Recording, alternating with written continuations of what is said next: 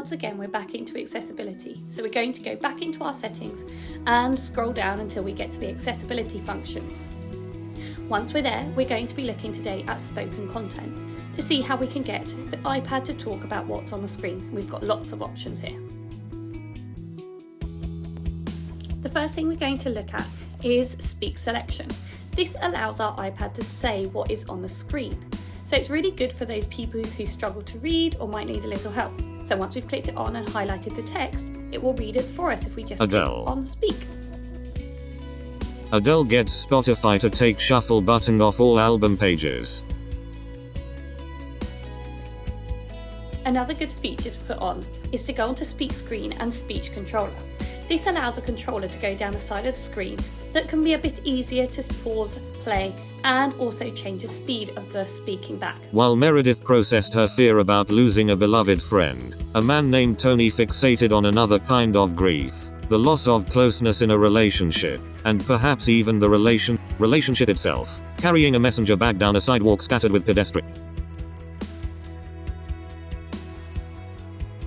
You'll have noticed we've used this in lots of different things now, even in books, to make basically any book an audiobook.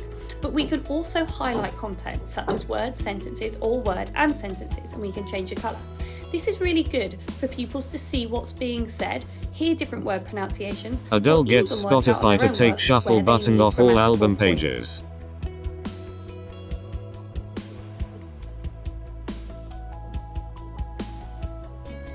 The sidewalks of New York City.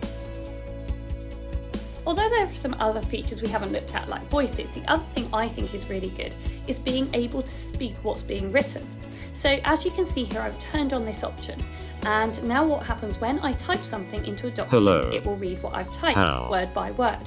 This is really good for spelling. So for example here, the difference between where and were. Where.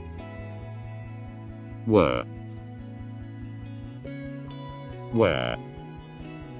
Were. You. Please keep following at Mrs. Educate on Twitter or on my YouTube link to see more accessibility ideas on the iPad.